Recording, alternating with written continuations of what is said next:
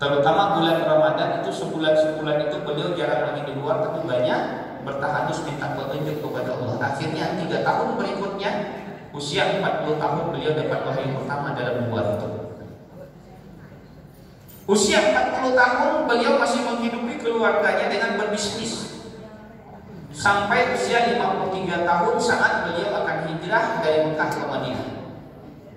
Di Madinah 3 tahun pertama pun Rasulullah masih berbisnis sampai selesai perang Badar. Selesai perang Badar, para sahabat banyak yang bertanya kepada Rasulullah tentang bagaimana hak mereka, apakah ada atau tidak dari rampasan perang Badar. Karena pertanyaan itulah Allah bertanya kepada Allah Subhanahu wa taala, Rasulullah bertanya kepada Allah Subhanahu wa taala. Akhirnya Allah menurunkan surat Al-Anfal tentang rampasan perang. Yas'alunaka 'anil anfal qulil anfalu lillahi war rasul. Maka Allah memberikan hak khusus kepada Rasulullah 1/5 dari rampasan perang. Mulai saat itulah beliau tidak lagi berdagang, usia 56 tahun lebih kurang, karena fokus memimpin kebangkitan umat Islam dan beliau hidup dari haknya 1/5 dari rampasan perang. Total kekayaan Rasulullah itu Bapak Ibu, kalau kita buka buku harta Nabi, dikumpulkan dari 76 sirah nabawiyah yang ada di dunia oleh Dr. Muhammad Fatih As-Samam, seorang peneliti ekonomi forensik Islam.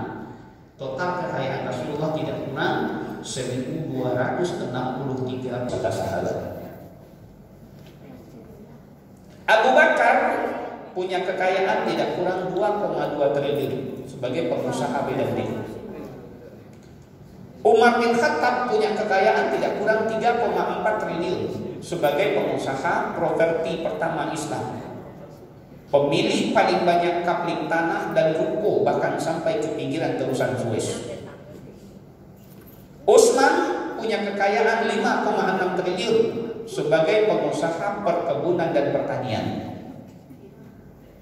Sampai sekarang masih ada 1.000 hektar kebun kurma atas nama Utsman bin Affan di Arab yang hasilnya digunakan untuk menjamu tamu di Masjidil Haram dan Masjid Nabawi. Dan sampai sekarang beliau masih punya rekening aktif di Bank Rajih yang bisa membiayai tidak kurang 10.000 orang miskin setiap tahun. Itu dalam bentuk wakaf produktif yang dikelola oleh Bank Rajih, sehingga rekening tertua di bank di Arab atas nama Utsman bin Affan sampai sekarang masih aktif. Sudah 14 abad. Abdurrahman bin Auf, sahabat Nabi, itu menjelang dia meninggal, setelah dia bagi-bagi kekayaannya untuk orang yang gagal panen kurma karena kurmanya busuk, tercatat kekayaan beliau tidak kurang 10 triliun. Khadijah, seorang istri Rasulullah, juga seorang pengusaha sukses.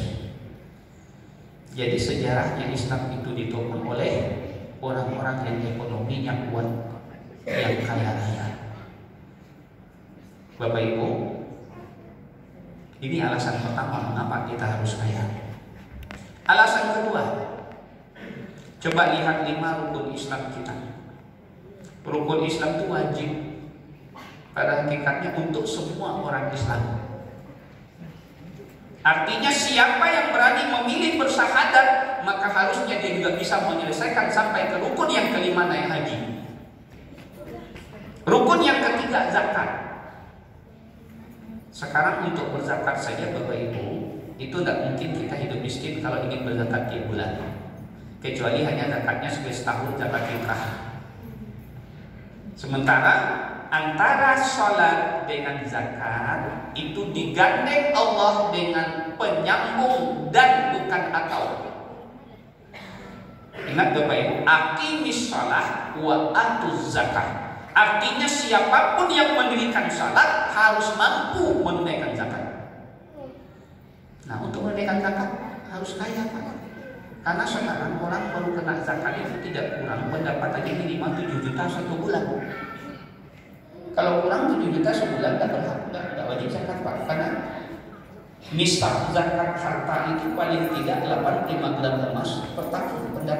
sekarang emas murni hampir 1 tahun, 1 juta per gram. Berarti 1 tahun 85 juta. Nah kalau kita gajinya cuma gaji UMR, kapan zakatnya? Kalau gajinya honor, kapan zakatnya? Nggak bisa.